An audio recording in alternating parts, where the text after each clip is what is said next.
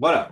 Donc là, pour le dernier, alors attendez, je mets en place sur mon ordinateur aussi pour que ça soit à peu près bien. Voilà.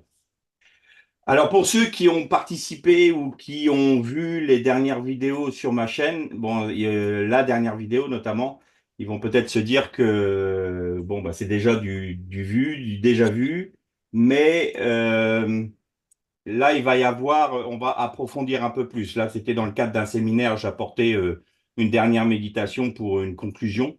Mais là, on va voir donc l'aboutissement, je dirais, entre guillemets, de toutes ces études sur l'esprit de Babylone.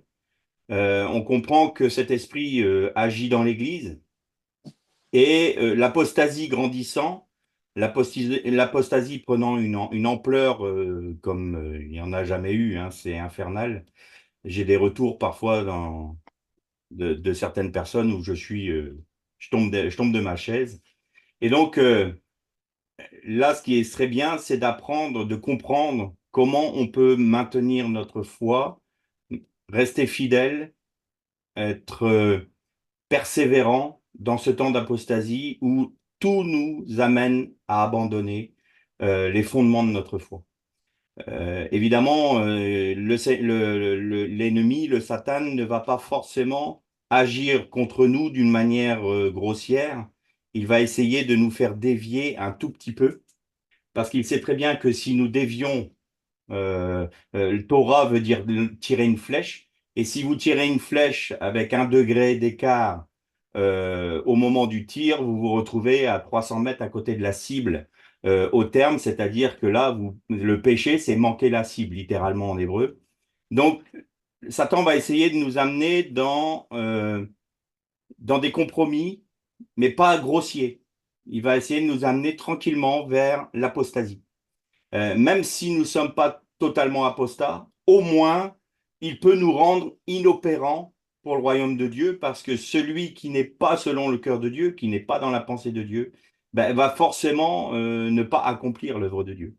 Donc ça, soit il arrive à faire en sorte que nous soyons totalement apostats, c'est-à-dire que nous abandonnions totalement la foi, c'est l'objectif de cet esprit de Babylone, ou alors au moins de nous rendre inopérants pour l'œuvre de Dieu. Donc, dans cette méditation, on va parler donc des 2 rouleaux d'argent dont j'ai parlé pendant le séminaire, et on va partir sur un temps du royaume de Juda qui a été extrêmement compliqué spirituellement pour cette période. C'est le temps du roi Ménaché. Et le roi Ménaché a eu un règne qui a duré une cinquantaine d'années.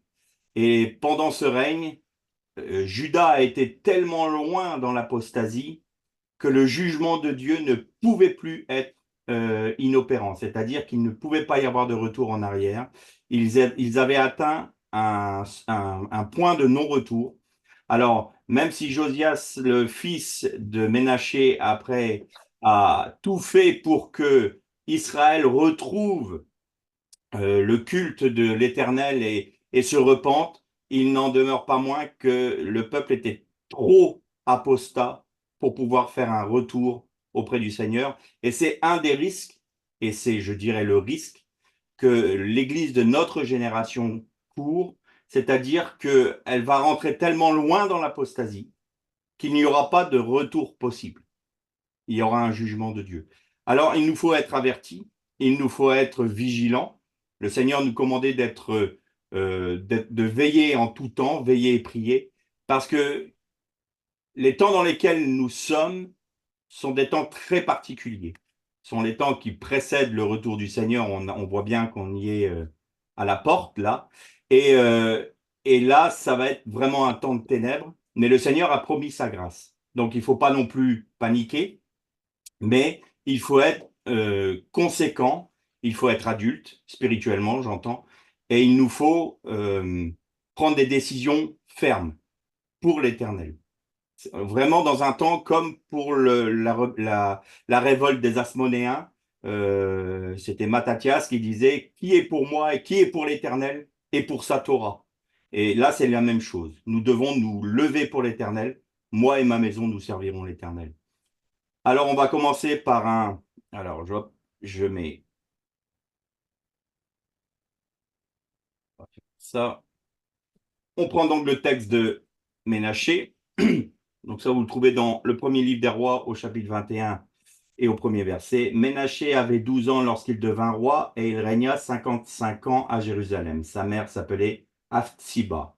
Il fit ce qui est mal aux yeux de l'Éternel, selon les abominations des nations que l'Éternel avait chassées devant les enfants d'Israël.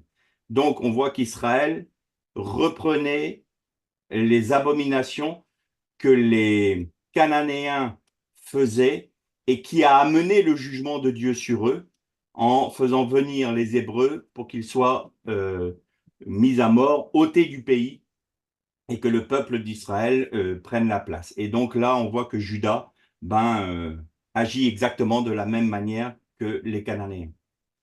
Il rebâtit les hauts lieux qu'Ézéchias son père avait détruits. Il éleva des autels à Baal. Il fit une idole d'Astarté, comme l'avait fait Akab, roi d'Israël, et il se prosterna devant toute l'armée des cieux et la servit. Ça, c'est important. L'armée des cieux, c'est les démons.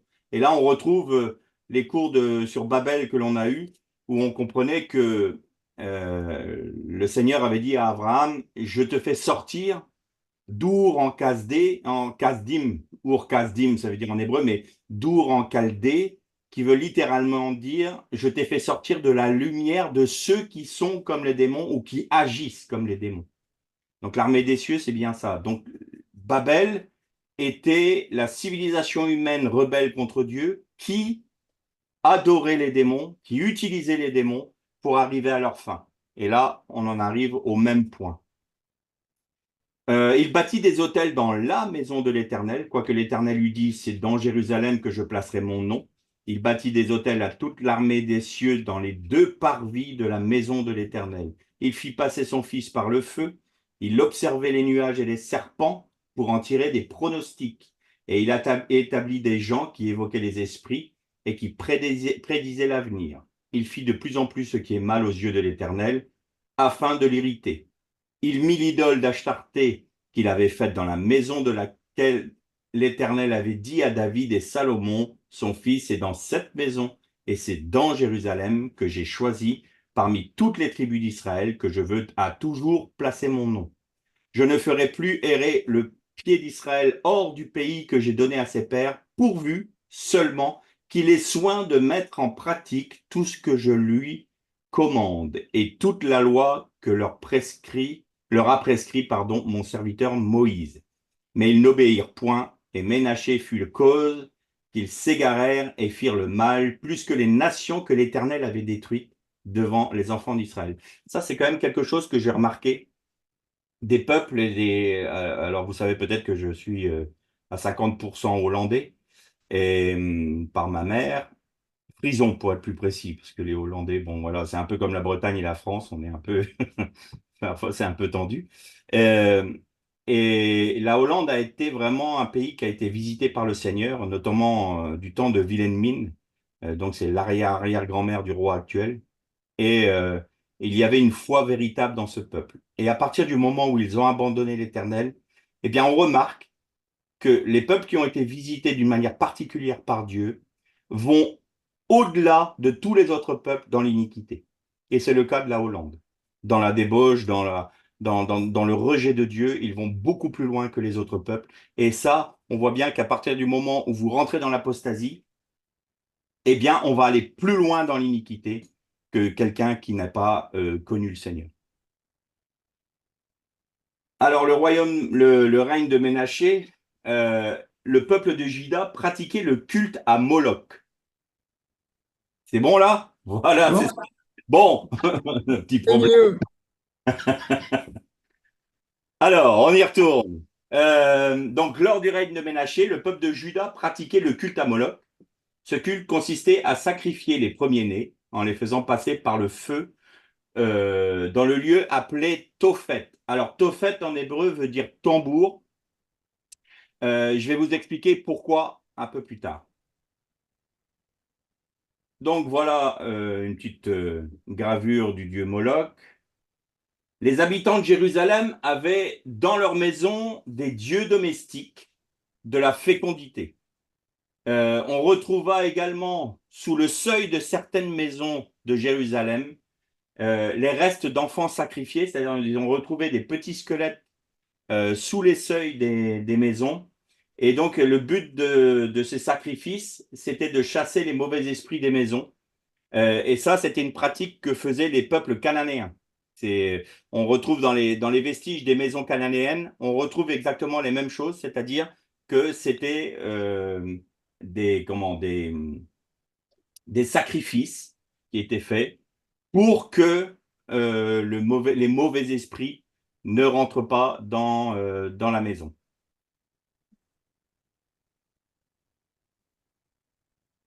Alors, ensuite, on retrouva également dans les maisons de Jérusalem du temps de Ménaché des carcasses de crustacés et des os de porc.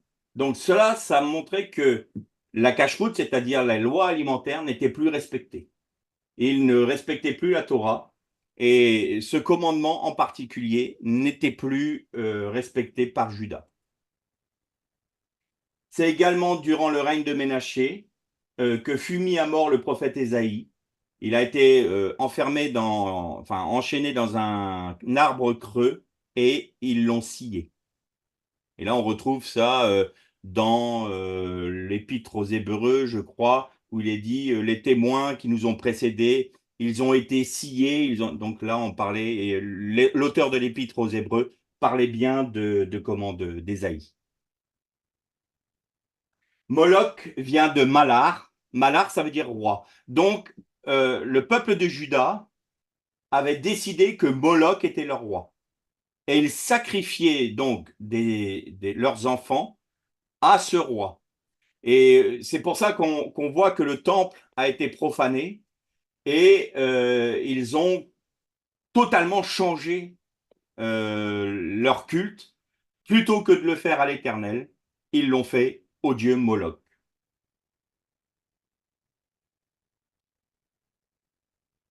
Alors, en 1975, Gabriel Barkay, c'était un archéologue de l'université hébraïque de Bar Ilan, remarqua dans la vallée de Ben Hinnom. Alors, la vallée de Ben Hinnom, c'est ce qu'on en appelle, nous, la vallée de la Géhenne. Elle se trouve donc au sud-ouest de Jérusalem. Et c'est une vallée où il y a eu des atrocités, notamment ben, exactement le sacrifice des enfants. Et dans ce lieu donc, dont je vous parlais tout à l'heure, que l'on appelait le Tophet, les tambours, pourquoi? Parce que quand les personnes de Juda mettaient à mort leurs enfants, c'était une statue qui avait des bras articulés à l'aide de chaînes d'airain. Donc ils allumaient un brasier à l'intérieur de Moloch. Les femmes plaçaient leur enfant dans les mains de la statue et les prêtres euh, utiliser les chaînes pour faire lever les bras de manière à ce que les enfants soient engloutis dans la gueule béante du dieu Moloch et étaient brûlés vifs. Alors, pour couvrir les cris des enfants, les prêtres jouaient du tambour. C'est pour ça qu'on appelle la vallée de Tophet, l'endroit du Tophet. Voilà pourquoi c'était ainsi. Donc, cet universitaire, il décide de faire des fouilles donc, dans la vallée de Ben Hinnom. Et il remarque quand même qu'il y a pas mal d'occupations humaines euh, dans cette vallée. Sur la partie nord de la colline, il découvrit des restes oubliés d'une basilique byzantine. En creusant sous cette basilique, les chercheurs découvrirent que des jarres et des ossements humains brûlaient. Et en fonction des strates, ils remarquèrent que c'était du temps de l'occupation de la 10e légion romaine, c'est-à-dire que c'était à partir de l'an 70, de la destruction du temple. Et la 10e légion romaine est restée plusieurs dizaines d'années dans Jérusalem. Et donc là, ben, ils ont continué leur sévice. Hein, ils brûlaient des gens. Enfin bref, c'était voilà, l'occupation romaine. Euh, mais il a fait une découverte qui était beaucoup plus importante en creusant encore plus loin, donc beaucoup plus tard dans le temps. Il a découvert un lieu funéraire où il y avait 7 tombeaux datant du premier temple, c'est-à-dire du 7e ou 6e siècle avant Jésus-Christ. Donc on est vraiment dans la période de Ménaché entre 640 et 687. Moins 640, moins 687. Donc voilà Samuel Barcaille, Gabriel Barcaille, et vous avez la vallée de Ben Hinnom que vous voyez ici. Donc c'est dans cette vallée qu'il a redécouvert ce tombeau. Donc voilà un peu les plans, mais on les verra mieux tout à l'heure. Donc les chambres funéraires sont là, ici, dans tous ces sens-là. Et vous allez voir, on va voir en détail encore aujourd'hui cette partie-là des tombes qu'il a découvertes. Les tombeaux de cette époque étaient creusés donc dans la roche et en y pénétrant, on arrivait dans une salle dite des pleureuses. C'est dans cette pièce que les pleureuses pleuraient le défunt. Donc il y avait des pleureuses professionnelles qui étaient payées pour justement pleurer le défunt. C'était leur rite funéraire. Et elles arrivaient dans une pièce et là, elles pleuraient. Et ensuite, on mettait les corps sur des banquettes. On va voir ça tout à l'heure. Donc là, vous avez donc ce qu'il a découvert avec tous les tombeaux et les salles de dépôt. Vous allez comprendre pourquoi. Donc cette pièce-là, c'est la pièce que l'on appelle la salle des pleureuses. Ensuite, vous rentriez dans le tombeau, ici. Et là, ici, vous aviez des banquettes. Vous voyez un peu les engravures dans la roche. Eh bien, c'est là que l'on posait les têtes des défunts. Et donc là, on va avoir une reconstitution dans un musée de Jérusalem de cette partie-là du tombeau. Ici, vous avez une ouverture qui donne dans une autre salle que l'on appelle la salle du dépôt. Et c'est là que l'on rassemblait les ossements des personnes qui étaient posées sur ces banquettes. On les déposait le jour des funérailles. On attendait un an. Et ensuite, au bout d'un an, on revenait dans le tombeau. Et comme le corps était décomposé, on rassemblait les os et on les mettait dans le dépôt. Et c'est ce que l'on appelle dans la Bible être rassemblé avec ses pères. Vous allez voir que ça a son importance, tout ça. Au bout d'un an, donc voilà, c'est ce que je viens d'expliquer. Hein, au bout d'un an, on revenait au tombeau, les ossements du défunt, on les mettait dans un ossuaire, pièce dite dépôt. Donc voilà, ici sur la pièce centrale, salle des pleureuses. Et voilà donc cette ouverture que vous voyez là, c'est celle-ci que l'on voit sur le plan. Donc là, c'est l'entrée du dépôt. Et ici, vous avez les fameuses engravures que je vous ai montrées tout à l'heure ici. Et on va voir d'autres photos. Voilà, là, vous avez des personnes qui se sont mis à la place. Vous voyez, on posait des corps comme ça. Et derrière, Gabriel Barcaille, ici, vous aviez encore là un emplacement pour un défunt.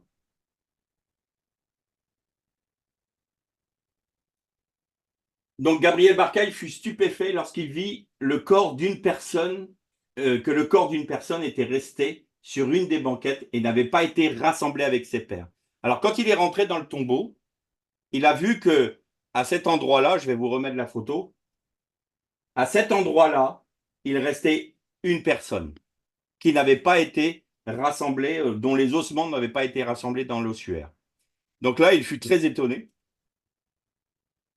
Et voilà la reconstitution dans le musée. Donc on voit les ossements et il y avait toutes sortes de poteries, de pièces d'argent, de pièces d'or finement ciselées, des perles, il y avait un peu de tout. Et c'était vraiment de l'artisanat extrêmement fin. Et ça montre que c'était une tombe d'une famille qui était riche. Donc, il découvre également un bon nombre d'objets de valeur finement ouvragés, boucles d'oreilles, bijoux d'argent, d'or, perles, des anneaux, une magnifique chevalière. Il y avait également un grand nombre d'objets en poterie, des bols, des carafes à vin, des bouteilles de parfum et de lampes à huile. Cependant, la découverte la plus extraordinaire fut 2 rouleaux d'argent. Il fallut 3 ans pour les déplier et les consolider avec de la colle acrylique et d'un enduit de protection pour pouvoir lire les inscriptions à l'intérieur. Donc les rouleaux d'argent étaient autour d'un lien qui était autour du cou du défunt. Donc c'était une cordelette et les 2 rouleaux étaient fixés comme ça à son cou. Voilà les rouleaux dépliés. Donc là, on voit les photos. Et ici, on voit les personnes qui ont pu déchiffrer les messages qui étaient dessus. Et on va les voir tout de suite. On va les voir bien incessamment. Si mon ordinateur, voilà. Donc sur ces deux rouleaux était gravée la bénédiction des Kohanim, que l'on retrouve dans le livre du Nombre au chapitre 6, versets 24 et 26. Que l'Éternel te bénisse et qu'il te garde, que l'Éternel fasse luire sa face sur toi et qu'il t'accorde sa grâce, que l'Éternel tourne sa face vers toi et qu'il te donne la paix. Et il y avait une autre, sur l'autre rouleau, c'était une partie, ou du moins sur certaines versions, le verset 9 du chapitre 7 du livre du Deutéronome. Sache donc que c'est l'Éternel ton Dieu qui est Dieu. Ce Dieu fidèle garde son alliance et sa miséricorde jusqu'à la 1000e génération envers ceux qui l'aiment et qui observent ses commandements. Donc on réalise là que du temps de Ménaché, un temps d'apostasie comme Judas n'en a jamais connu, eh bien il y avait cet homme-là qui avait autour de son cou deux rouleaux d'argent. Sur l'un était gravé la bénédiction des Kohanim, et sur le deuxième, il y avait ce texte de bénédiction, c'est-à-dire que le Seigneur garde sa miséricorde et son alliance avec celui qui lui est fidèle, qui l'aime et qui garde ses commandements. Donc on réalise que cet homme-là, qui était membre d'une famille, on va le voir tout à l'heure, avait gardé sa foi, était resté fidèle et qu'il proclamait, il portait sur lui cette proclamation de la bénédiction des prêtres et aussi de cette promesse de l'Éternel qui garde ceux qu'il aime, même dans les temps les pires que Judas ait pu connaître, ces temps d'apostasie. Voilà les deux rouleaux. Donc vous aurez tout ça sur le PDF. Hein.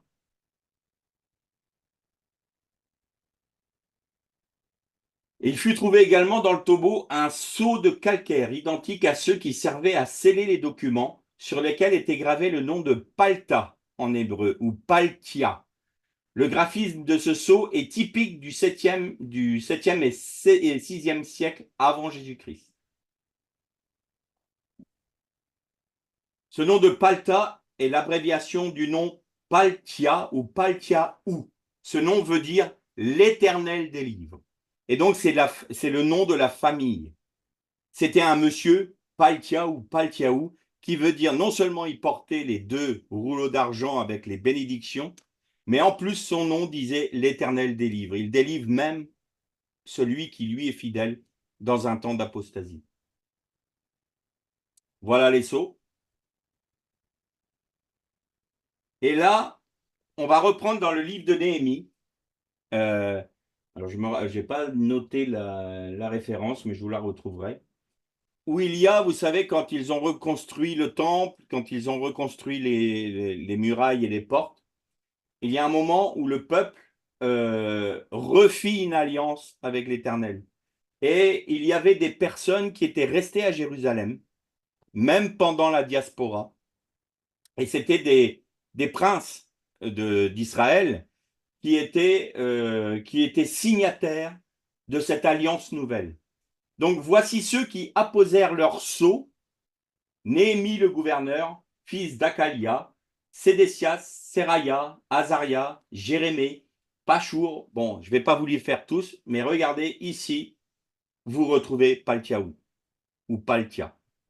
Donc, dans les signataires de cette alliance renouvelée du temps de Néhémie et d'Ezra, quand Ezra a relu la Torah, qu'il a redonné les préceptes et les commandements, qu'il a expliqué au peuple, qu'il a fondé la plus grande école de Torah de l'époque, qui est devenue le Sanhédrin après, du temps de Jésus, et c'était l'école des pharisiens. L'école des pharisiens, c'est Ezra qui l'a créée. Et quand il expliquait au peuple, eh bien, ceux qui étaient signataires, qui étaient fidèles et qui attendaient ce jour, il y avait Paltiaou qui était au milieu d'eux. Nous constatons que la famille de Paltiaou ne fut pas déportée avec le reste de Juda. On retrouve ses traces à Jérusalem pendant la durée de l'exil. Par la suite, nous retrouvons encore sa trace du côté de Jéricho. Par sa fidélité, cette famille fut gardée et protégée du jugement de Dieu sur Juda. Quand vint le temps de la restauration de Jérusalem et du temple, cette même famille se trouve parmi ceux qui se repentent pour le peuple et qui renouvelle l'alliance avec l'Éternel. Donc on voit que du temps de Ménaché, l'apostasie était totale, il y avait des cultes idolâtres, le temple était profané, et pourtant cette famille est restée fidèle à l'Éternel. Elle n'a en aucun cas voulu abandonner sa foi, ni même le culte à l'Éternel, bien que le temple était profané, il ne pouvait pas le faire de manière optimale. Mais l'Éternel a promis qu'il garderait celui qui lui serait fidèle et qui garderait ses commandements. Et on voit que dans cette histoire terrible de Judas, la famille Paltiaou est passée à travers le jugement. Elle n'a pas été frappée par le jugement. Elle a vu le jugement. Elle a été témoin du jugement. Tout comme Noé. Noach a été témoin du jugement, mais il a été protégé du jugement. Et vous vous souvenez peut-être quand on a eu le cours sur l'arche de Noach, l'arche veut dire également la Torah, le mot, le verbe. Donc, Noach et sa famille ont été placés dans la Bible, dans la Torah, dans la parole de Dieu. Tout comme Paltiaou qui portait comme un bien précieux autour de son cou cette bénédiction des Kohanim et cette promesse que l'Éternel est fidèle pour garder celui qui veut garder ses commandements et observer ses lois. Et le nom même de Paltiaou est dit aussi Dieu sauve ou Dieu délivre. Et là, on a l'application concrète de cette parole. Toute cette famille a été gardée du jugement. Elle est restée à Jérusalem. Et après, un peu plus tard, on la retrouve encore du côté de Jéricho. Et quelle était la marque de ces personnes du temps de Néhémie? Quelle était la marque de cette famille Paltiaou? Eh bien, c'est celle-ci.